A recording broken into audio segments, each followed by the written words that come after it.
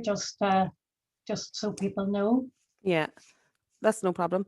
Okay, folks. So look, we'll get started, and if anyone else joins us, we can add them in as we go.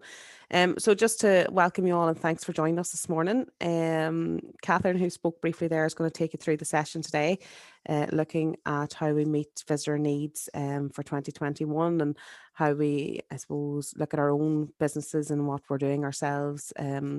To meet the changing needs of customers. Of course, we've done a wee bit of this previously with the domestic market, but I suppose it's just giving you a more insight into what you can be doing yourself on your own business. As Catherine mentioned, we will be recording this so that we can load it to the Council's YouTube channel for anyone who misses it, or if you want to look back on anything at a later date, you will have the information there. We'll also share this PowerPoint presentation with you afterwards as well. So obviously feel free to take notes as we go through, but we will share it with you for your reference afterwards. And if you have any questions, I mean, if you want to, like always, if you want to just throw any questions into the chat or the question box as we go through, and if there's a natural pause, Catherine might address them as we go, but otherwise we'll gather them up and we can have a proper discussion on those at the end. And if anybody, obviously, if you can raise your hand or, as I say, put anything in the chat box at any time. If you have any issues with if the presentation stops or the sound stops or anything like that, just put your hand up or put a wee comment in the box so that we know and we can address it as we go. But other than that, I'm going to hand you over to Catherine now and let her take us through the session. Thank you, Catherine.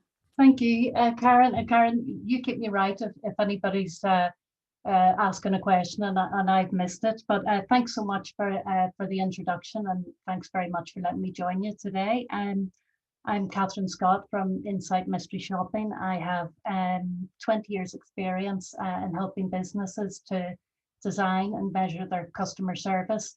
Now known as customer experience, just used to be plain old customer service. And more recently, I've been doing a lot of work on customer journey mapping. So let me see.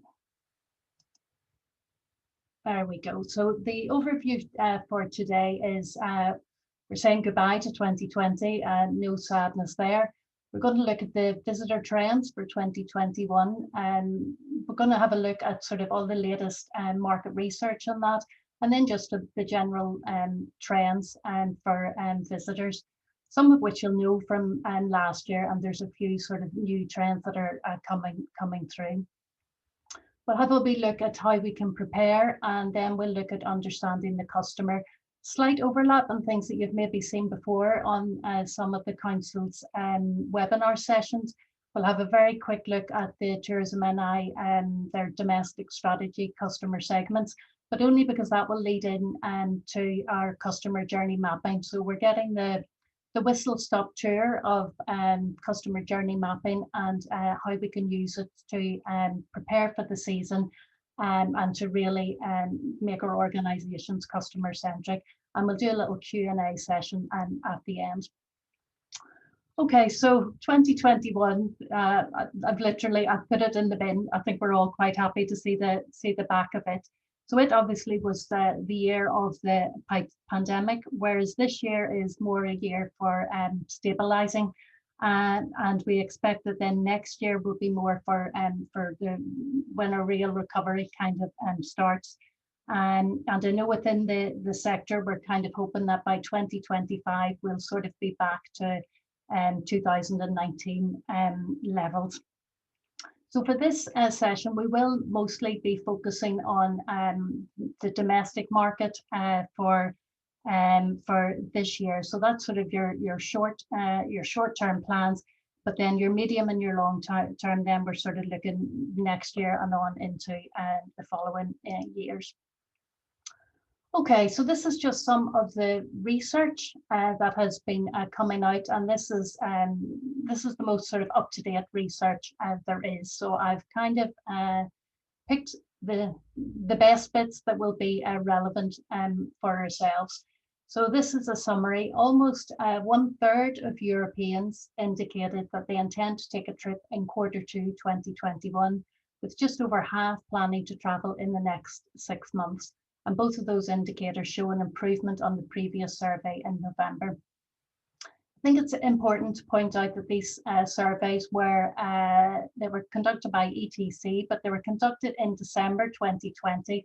And I think really before sort of the new strains of corona were beginning to raise their ugly head. So it'll be interesting to see what the next set of research surveys come out with. It might be slightly different than that, but basically we're kind of seeing a pent up wants and desire for travel. The survey shows a strong preference for intra-European travel, and which is the top choice for 40% of respondents.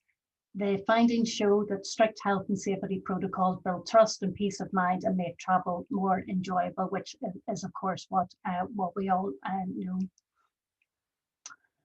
There's also encouraging findings from TripAdvisor, and they show that nearly half of travellers surveyed globally said they were planning to travel internationally in 21, including 45% of US travellers.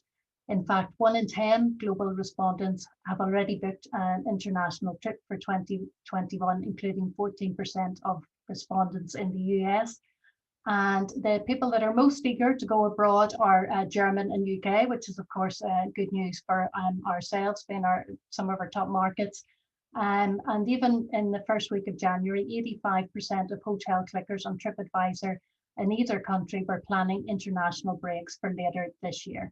So this is all good news. Obviously, it has been a challenging year, but we have got things to look forward to. We have got the vaccine rollout, which is happening quickly at home as well as in our source markets. Treatments are improving and are continuing to do so. And as I say, the research shows that there is a growing pent-up demand for travel and tourism. The other thing to bear in mind is the experience of travel recovery in the countries that did well in Corona. They showed that there was rapid recovery for the leisure and the business travel segments, obviously initially in the domestic travel, but then that went on to international travel on the safe travel corridors. Okay, this set of information was from Tourism Ireland and their latest research, again, December 2020. And again, reassuringly, the island of Ireland, and you can see from the graphic there that it's both north and south, that people are feeling pretty comfortable or relatively comfortable about this as a destination to visit.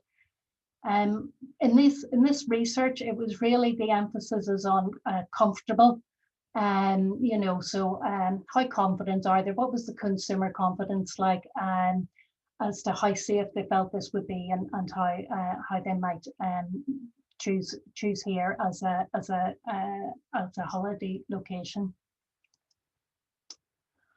I think as well, it's good to bear in mind sort of the different attitudes to the vaccine take up, and very high in the US there at 80% of people saying that yes, they're planning to get the vaccine either as soon as they can or maybe not immediately, and 78% in the UK.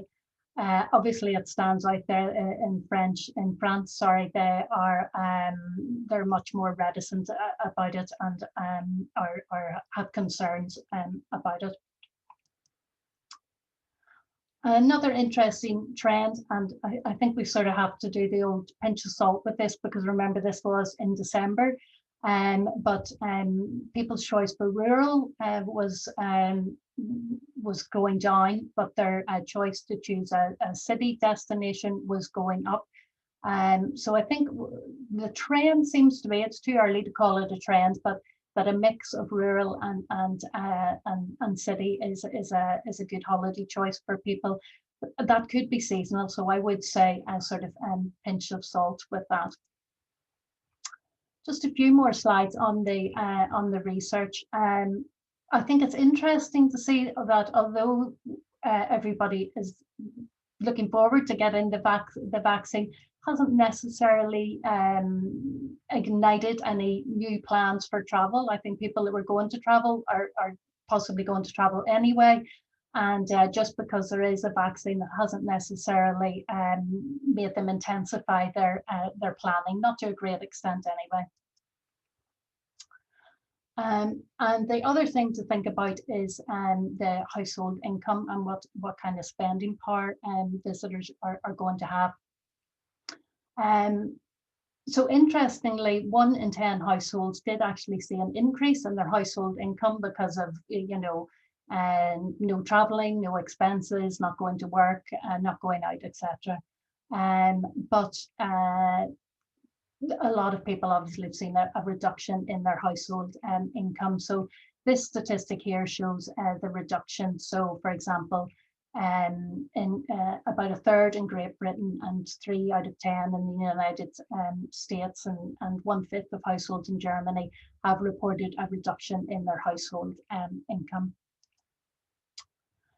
Now, just generally, if we look at all the research that's out there, and this is information that came in the Irish Tourism Industry Confederation that was just on Wednesday there, and all this information has come from that. But if we look at sort of pulled together general trends, then for the surveys would suggest the first wave of international travel and the first to recover to 2019 levels will be characterised by our visiting friends and relatives. People obviously have missed out on their trips home or trips to visit friends. The experienced leisure travellers, they'll be back as well, and business travel will be the slowest segment of the market to recover, and the short haul and interregional travel by air will be favoured, with obviously long haul and intercontinental travel slower to pick up. Not surprisingly, Generation X is most likely to restart traveling more intensely than other age groups, and older visitors will be more cautious. And I think as well, one of the interesting trends to come out is that it's the non-price factors have become more important to customers. Obviously, health and safety, but we'll look at that in a second. Okay, one final piece of research that I think is good to bear in mind, and this is just about the Republic of Ireland, and its domestic demand for holidays and day trips is an important component of the tourism economy. Most recent data shows that Irish residents spend 2.15 billion on 11.6 million trips, and that's excluding the day trips, and that was in 2019, which obviously was a great year for tourism. And just to bear in mind that the spending on holiday and leisure breaks amounted to 1.3 billion. So obviously that is just one of our key markets. Okay, so what we want to look at now is just our visitor trends for 2021. And as I say, some of these are not going to be any surprise to you, but no harm in just refocusing on it. So some of the big trends are go big or stay home. Obviously our staycation, and whether your definition of staycation is your day trips or your holiday in Ireland, it's still stay at home. But the other trend that's coming out is the go big. It's kind of people are really focusing on their bucket list. I think a few months ago people did think that their bucket list, their big trip, their big holiday, once in a lifetime holiday might have happened this year. I think more realistically it's going to get pushed on. But that's what people are doing. There's a lot of planning going on. People are looking to their bucket list. Obviously the space and health, people want a bit of space, privacy, fresh air, etc. So the trend then for camping, river trips, road trips is obviously has been on the up and will continue to be on the up. And it's interesting that things like river trips throughout Europe, the bookings for those are really strong at the moment. So this is just one of the desired area for visitors at the moment. Another big trend is our smaller footprint. Again, people are more concerned about the environment and sustainability, and those do factor into their choices of destination and how they holiday. No surprises, the areas of under tourism, off the beaten track, they are doing well at the moment. Okay, so nomadic travel is obviously a big trend. Still, have laptop, will travel. So if people are working from home anyway, sure, they'll bring their laptop. They can work from wherever they're traveling to, maybe extend their holiday or so on. So that is continuing as a trend. Community connections. We all know that in this pandemic, people have really wanted to look after their community and look out for the local businesses, support the local businesses. And when they're on holidays, obviously it's the same thing. They want to support the local businesses.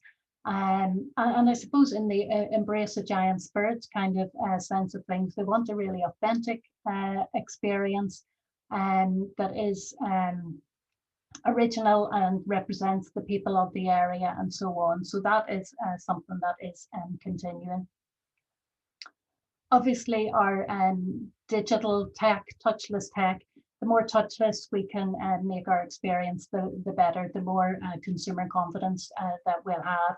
I'm sure most of you have implemented some kind of a digital change in the last year, and just keep going with that as much as you possibly can. It really improves your customer confidence. And if you can introduce anything to make it contactless payment and contactless digital booking, absolutely everything. Do your add-ons, do everything digitally. Okay, this is an interesting one. Apparently sales in private planes have gone up. How many takers are there in Fermanagh and Omagh? But this is going to be a short-term trend. But the sort of the feel for high end, the need. We can't go away on holiday, so we want a bit of luxury in what we have. So this kind of high end purchase is becoming a trend, and also the trend for better service. So the things that would make a better service. So in the areas that have recovered, it's things like maybe the transfer from the airport to your hotel, for example. Could be a personal kind of a transfer. So people are looking those wee bit of extra things that will make them feel safer, and I suppose will make them feel spoiled as well. So if there's anything you can think of that sort of just makes for a higher level service and experience, that's terrific at the moment. Goes without saying, of course, people are really looking their flexibility. If there's changes in circumstances, how will you deal with that? Are you getting your money back, etc.? And this final sort of trend that I've put up is the transgenerational travel. So when we're traveling, people are really looking to keep it tight, spend time with people that they trust, that they maybe know have been shielding and so on. So there is a mood for transgenerational travel, or even just small group travel. So for example, there is an increase in activity holidays or experience holidays. And again, people are tend to do those in sort of a small, maybe a trusted group that they know already, but definitely keeping it tight to people that they trust. Okay, so what we want to look at next is how can we prepare for this? And so there's a couple of things that I just want to touch to remind you of. I'm absolutely not going to go into detail about this. But just if you haven't done already, obviously Tourism NI have got We're Good to Go, and you can go onto their website and find out about that. Again, such a great thing to give consumer confidence that you've got their safety and their concerns and their needs at heart, and just having that stamp mark will give them confidence. I think Tourism NI, there might be, Karen, we sort of touched on this the other day. I think if there's support moving forward, it's possible they'll really be pushing that this is in place. So if you haven't got this in place, please go ahead and get that sorted. Digitize your journey. Obviously, anything digital, our need for digital, we've moved on about 5 years of digital we've squashed into 1 year. So just digitize your journey as much as possible, again, for consumer confidence.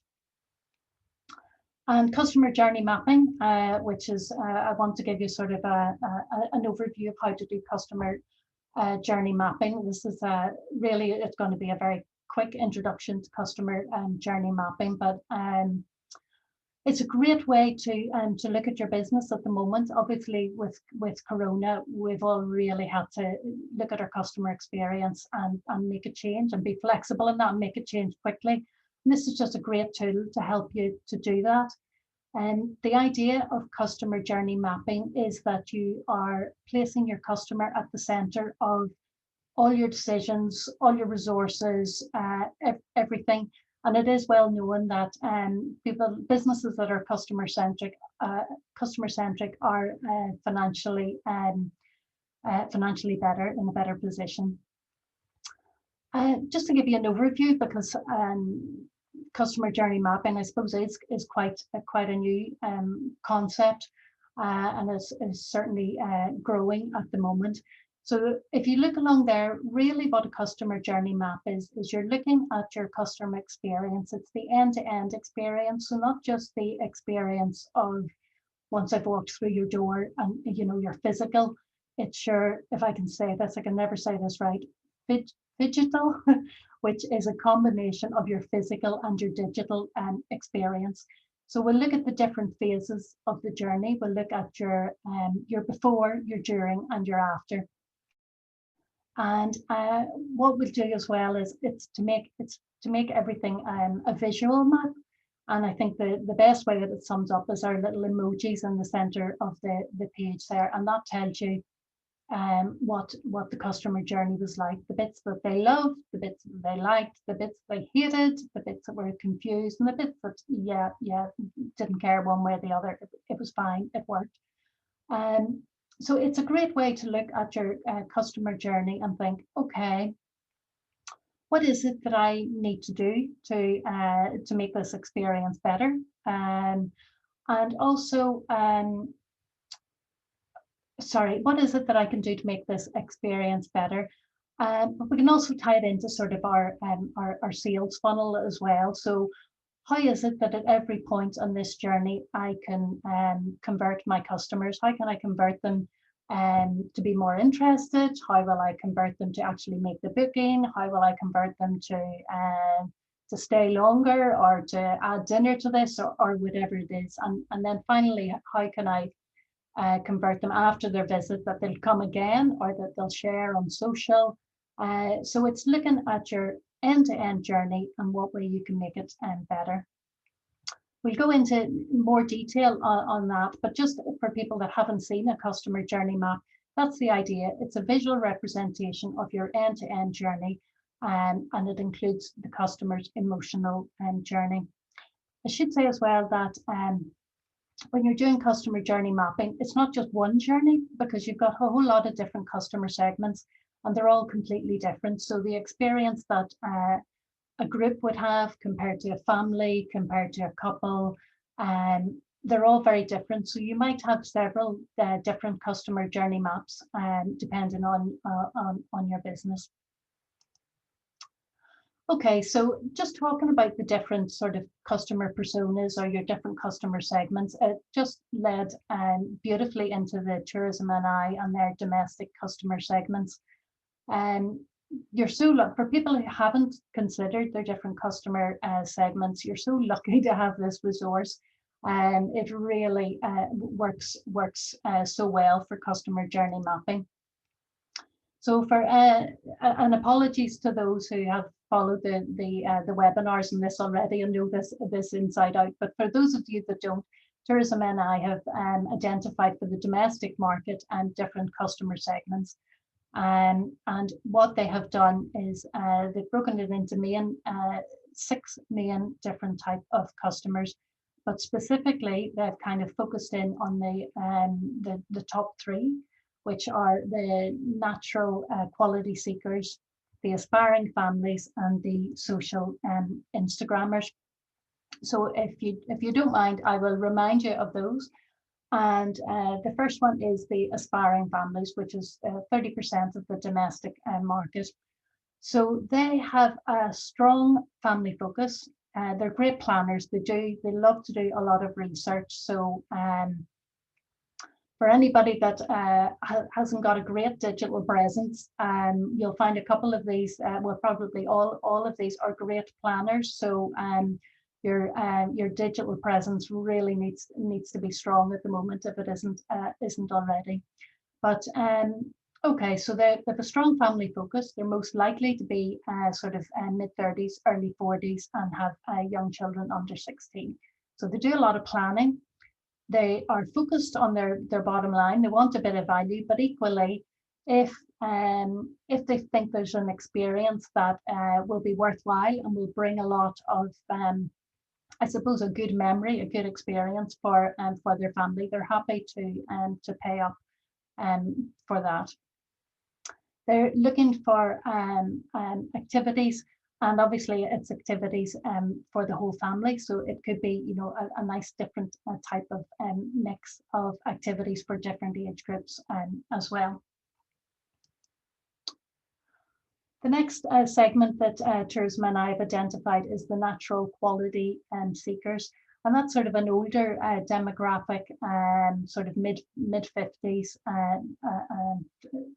in and around mid 50s. And their estimated spend is higher, considering it's only for 2 people compared to a group of people in particular. But as I say, the clue is in the title, natural quality seekers. So they're looking for quality. They're looking for the quality of the accommodation. And they're also looking for nature. So they're nature lovers. They enjoy the outdoors, but probably more gentle activities.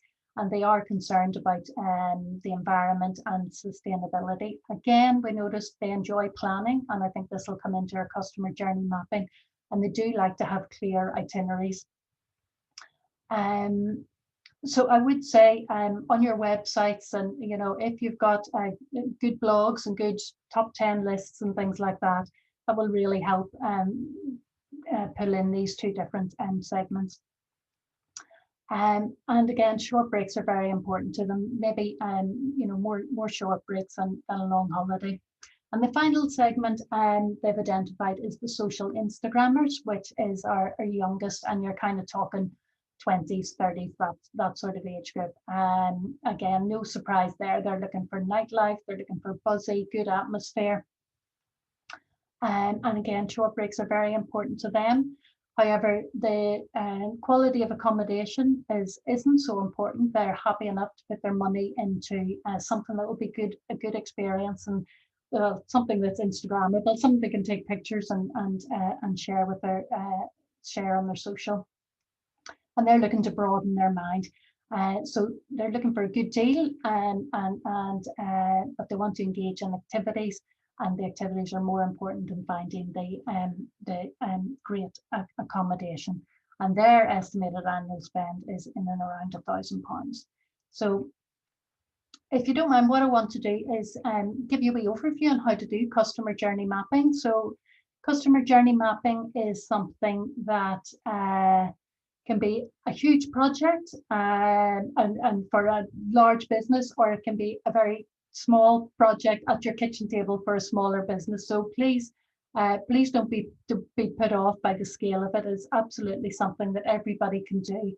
And as I was saying earlier, it's a great way to focus in and become customer centric and put your customer right at the heart of all your decision making, to make for a good experience and to draw them in. This is just because you saw the nice, neat, tidy finished product there a few slides at the back of how it looks in the end.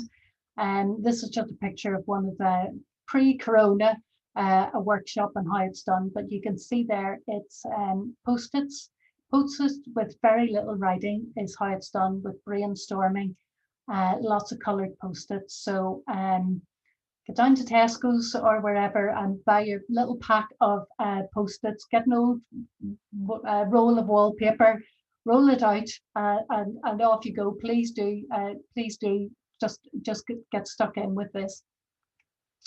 So I touched on it. Now this is just an example of one that I've done, and you can see, as we said, it's all about the emotional journey. I think we all know that the different processes that are involved. You've probably got procedure manuals, and everybody knows what's supposed to happen at all of these things. But sometimes what happens is these procedures are designed to suit with the business rather than to suit with what works for the customer.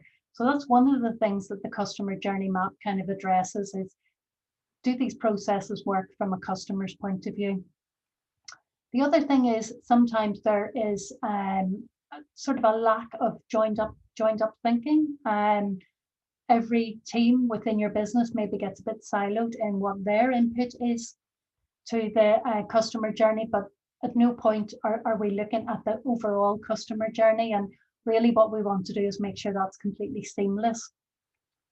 So I'll give you, if you look over at the emotional journey here at the right-hand side, we've got happy faces. So in this particular business, what was happening here was there was no follow-up with customers. It's for the simple reason that the marketing team thought the tour guide team was doing something, and the tour guide team thought the marketing team was doing something. And of course, your visitors move out, which affects your repeat business, etc. So it's just to kind of show you how useful it is to get your teams to gel and make sure that there is nothing falling between the gaps. Okay, so I'll take us through it step by step, and as I say, I really hope that you give this a go when you get back to your own businesses. So we look at the different phases and the touch points. So for this particular one, we really go on a before, a during, and an after. For this particular one, I put in extra phases because I wanted to align it with the Tourism NI and their visitor attraction accreditation. So we've got pre-arrival, arrival, experience, and post-visit. So those are our general phases. And within each of those, we look at every touch point on the journey. So for anybody that doesn't know, a touch point is really, it's a point of interaction that you have with your customer. It's a point that you can make a difference to their journey. It's usually face-to-face, but obviously we're talking about our digital journey here as well. But it's a point where you have the customer's attention, and what difference can you make to their experience at this point? So for example, in this one, in the actual experience, this was a museum type sort of a business, and so there was the exhibition itself, there was the coffee shop, there was the gift shop, and there was the farewell. So the first stage is to think about every single touch point in your journey. Now this one here in the pre-arrival, you can really expand on that. And I think at the moment, as we say, when we really want to push in digital, I would imagine you'll break that down further. So you'll have your website, you'll have your Facebook page, your Instagram page, your online booking, so there'll be a lot more to this. But this is just to get you started, ideas on what your touch points can be at every phase of the journey. Next thing to think is we're taking it back to basics, and we want to think, well, what is my customer need at this point? So it's very simple, so for example, if I take here in the arrival phase here, and if I look at the exterior, we just want to find and access the business. And that sounds like a ridiculous customer need. Of course, you want to find and access the business. But I don't know, for this particular business, there was maybe 3 or 4 different doors to enter. Signage wasn't great. People were entering at where they should have exited, and so on and so on. So sometimes it just takes us to walk the journey, put the shoes of the customers on and walk their journey. You have to remember that you've seen this a million times. You know this business, you know this town, you know this area, where they're maybe coming in for the very first time and they don't know. Another thing to think of as a touch point is maybe even before arrival. So it might be that somebody's driven from the airport or taken a day trip from Belfast and driven. So they might know how to get to Oma and they might know how to get to Enniskillen, but how do they get to your business from these places? So you have to think of their entire experience and think of their emotional experience. If they've just driven down with a carload of children and everybody's cranky, so we have to bear that in mind and think of every variance on the journey. But take it back to basics and think, what is my actual customer need at this time? Then what we can do is think about our customer emotion and their pain points. So I would say, again, get a different color sticky, get a different Post-it and write down all the good things about this experience, all the things that you know are working, and then get a different color of Post-it and write down all the things you know aren't working, or certainly all the things that you've heard people having an issue with. Maybe on your visitor book you've seen something, maybe on a TripAdvisor review you've seen something. So remember, just you might think, oh, just one person said that, but if you stand back and think, well, is this more than one person? So think of all the good bits and think of all the bad bits. Also then, obviously, if we're doing a full customer journey mapping for you, we'll do a lot of research at this point. We'll do customer surveys, we'll do staff surveys, because your employee engagement and experience, really, if there's a good employee experience, there'll be a good customer experience. So there'll be a lot of research in the background of this. But assuming you're doing the whistle stop customer journey map, think about all the good bits, all the bad bits, pull in those comments and anything, any kind of research that you've done into the past and the customer experience, and pull those all together. And then once you have all that, try and put an emotion onto that part of your journey. So you'll see here we've ranked our experience from, absolutely loving it, wanting to share their experience. Yes, they were happy. Yes, it was fine, did what I had to do, but it didn't leave me with any joy or anything exciting. And bottom one, obviously, I'm fed up, I'm irritated, I'm frustrated, I want to get out of here. And the one above it, just maybe I'm a bit confused. I don't know where to go. I don't understand the signage, what's happening. I don't understand how long this is going to be, etc., etc. So try and put an actual emoji to it. See what the emotions are. The next stage is looking at your resources. So you just want to tie this all together. It's what team is responsible for this, or what piece of software do I need for this, or what piece of kit do I need for this, or what's my map like, what's my online booking like, what is people coming and collecting their tickets, what's that like? So all those different things you're looking at here, particularly from your team point of view, to see if there's anything slipping, where one team thinks the other team's looking after it and actually nobody's looking after it.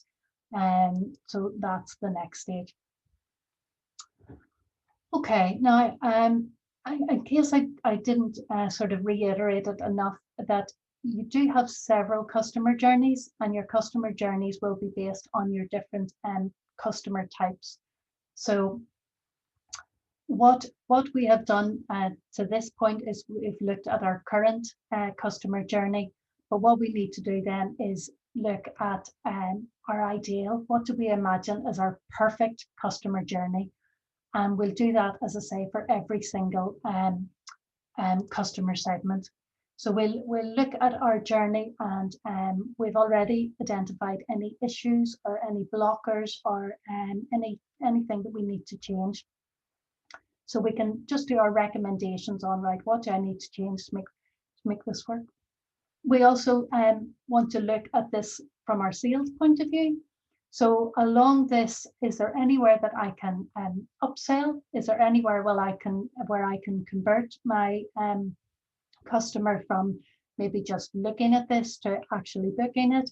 So what things can you implement at this? Remember, you're still thinking of your customer segment. So if you're thinking of your inspiring family, you will be thinking about, well, I want value, but I want good experience. And for your natural quality visitor, you want to make sure that they've got a nice planned itinerary and so on. So I sort of think things like, if you think about the trends for a more greater level of service, people in touch with the community, you want to put on your suggestive itineraries. This is where your collaboration is going to come with your local tourism partners and building up a full experience. So really think hard on that, and what would match those different customer segments. I know you've done that in previous webinars, so I'll not go into that. The point of this is to use your customer journey map to kind of find what will work. So you've identified any issues or blockers, and you've identified points for conversion or upsell, and you also want to identify areas that will give the wow. So you don't want just that, that smiley face with the straight line of, yeah, it was grand, but you really want to elevate that. So how can you sprinkle your fairy dust and add on little wow moments that will appeal to those customer segments? And finally, the thing about customer journey maps then is it's a continual process. This is not something that you do as a once-off and that's it. This is something you just want to continually revisit, as you're always changing, and particularly at the moment when it's continually changing from health and safety point of view, but also what markets are coming to you. So they'll have different needs as well. Okay, that was a whistle stop. I hope you got an understanding of customer journey mapping, and please do just give it a go yourselves with your post-its and your wallpaper. I've put up a few websites, just a bit of signposting where you can get some help, and I know Karen is going to mention a few things now as well. If you do have questions and answers, please put your hands up. I'd be delighted to answer anything that I can. So let's have a look. Thank you, Catherine. Okay, I wonder, is there any questions and answers? Or I don't see any questions coming in yet. Maybe people are absorbing it all, Catherine. Okay. I suppose just to thank you for that, Catherine. I suppose for me, when you mentioned about the journeys and cranky children in the car, my husband's from Ballycastle, so anytime we're going to see the in-laws, we've kind of perfected our journey now, and where there is toilet stop and where they can get out and stretch their legs for 2 minutes and all of that. Through a lot of trial and error, we would, if we had sat down to do this, there would have been quite a few post-it notes. So but yeah, I think it's very relevant, and I suppose identifying those different trends that are coming through, and that people are more particular, and they are going to spend their money, so they want it to be right. So it's a very important exercise to do. So thank you for taking us through it. I suppose, folks, to let you know as well, Catherine is one of our mentors on the Tourism Excellence Programme. So if this is something people would like a bit more support with, if it's something that you think your business could get benefit from, if you complete the email me or Joanne or George or whoever, or complete the jot form for business support, we can certainly connect you with Catherine to get some support to look at this for your business. And I suppose it's listed there as one of the programs. There's also the other business support programs, from Advancing Business Growth and Tender for Success. There's any amount of them, which you'll have heard me mention before. I wanted to just highlight that there is a programme coming up shortly as well. We got funding from DERA.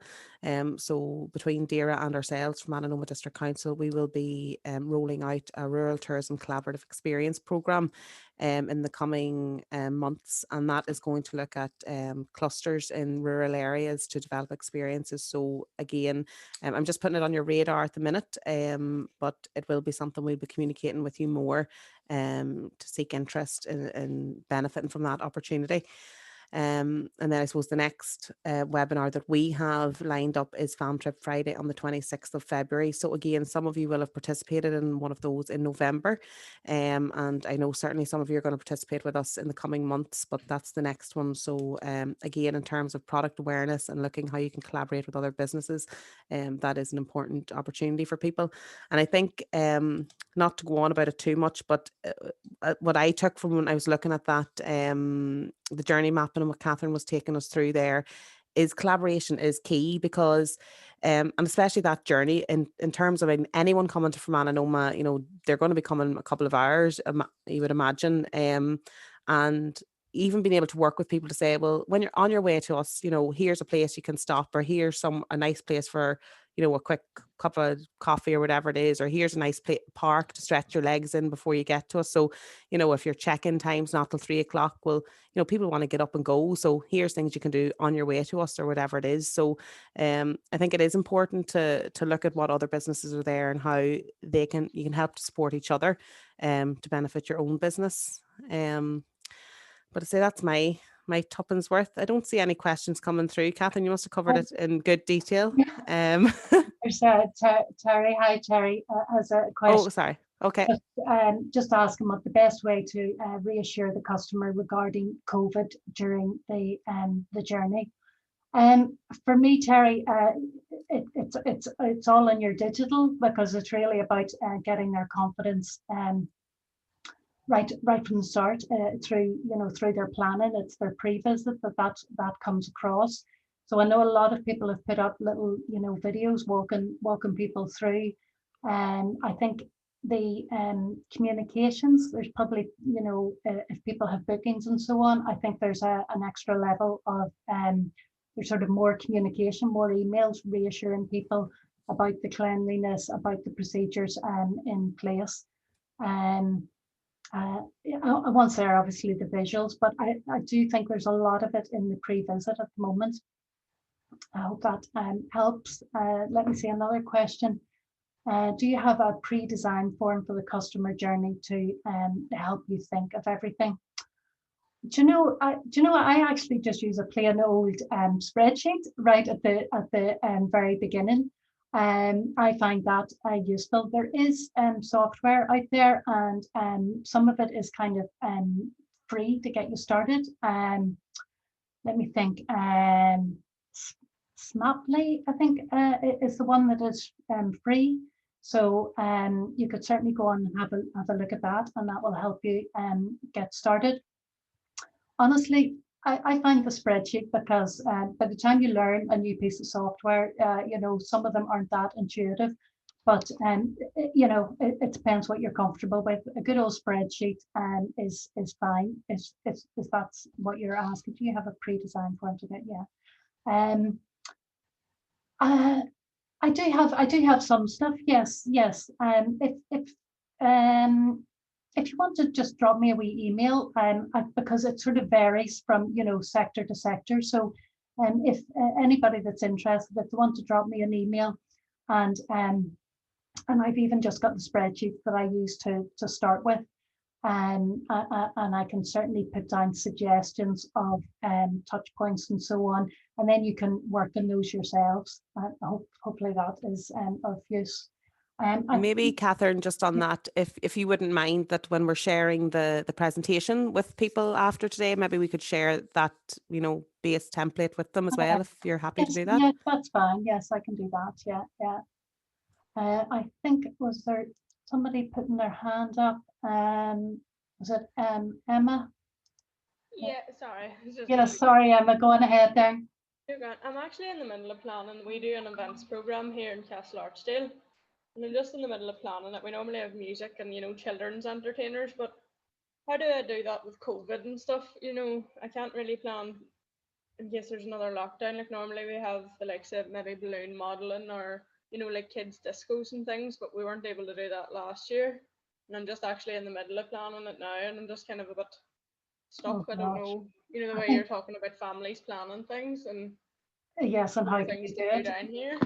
Gosh, Emma, I wish I had an answer for you. I'm sure that's what No. everybody's going through. Karen, have you any input into that?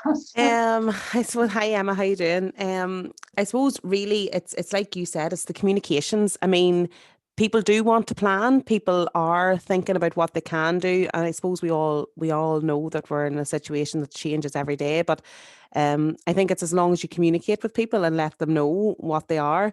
And a lot of people, what they're doing now in terms of events, Emma, is looking at, you know, kind of the mix between virtual and real. So I suppose if you plan for a virtual element of your events, you know, We've if the done some worst case virtual. happens, that you can still continue to do that, so that they're still, you know, you're still keeping Castle Archdale in people's mind, you're still offering them something.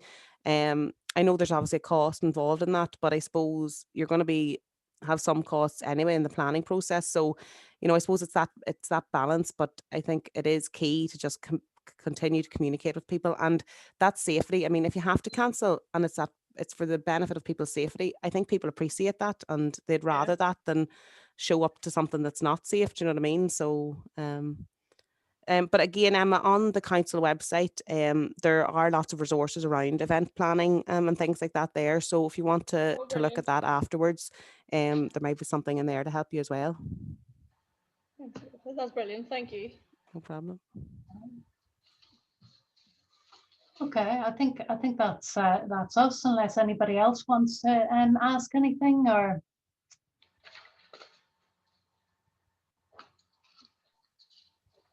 okay, Karen, are you No, happy? Catherine, I just want to thank you very much for taking us through that. And as I say, folks, the session will be loaded to the council's YouTube channel. We will share the presentation and that spreadsheet with you after this. And as always, anything at all, please just get in contact with us if there's any queries, if there's any supports needed. Just get in touch with us, and we'll do what we can to help you through. All right. That's great. Thanks Thanks very much, everybody. Catherine. Thank you. Now, bye. Take care, folks.